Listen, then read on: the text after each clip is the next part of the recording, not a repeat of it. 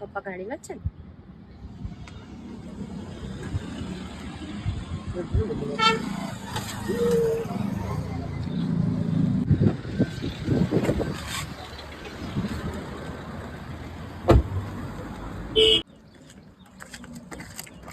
ચાલ ને, શું કરે ગાડીમાં? ચાલ ને. મારે ગાડીમાં જ બેસવાનું છે ને, મારે બીજું શું કરવાનું છે? આ જુઓ બધા આજુબાજુ વાળા લોકો કેવા કપલમાં ફોટા પડાવે છે, કેટલા રોમેન્ટિક થાય છે, અને તમે શું કરો છો? ગાડીમાં બેહાડો. ચાલો ચાલો ગાડીમાં બેસી જઈએ. પણ એમાં હું યાર એટલા સરસ તૈયાર થઈને આવવાનો કોઈ મતલબ જ નહીં.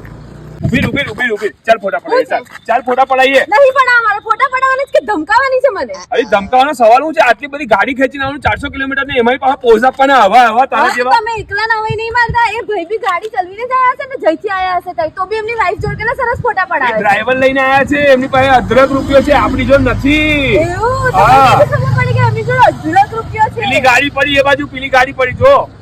ચાલ બેટા આપણે કઈ ફોટા નહીં પડાવવા. અહીં ખોટા ફરવા આવી ગયા છે. આપણે માઇન્ડ ફ્રેશ થઈ એવી રીતે ફરવા લઈને આવું, એમાંય તમારી કટકટ ચાલુ થઈ જાય. ચૂપ થઈ જાવ, મારે તો નહીં રહેવું તમારી જોડે. ચાલ બેટા ફટફટ બેસી જા આપણે ગાડીમાં બોલાવો.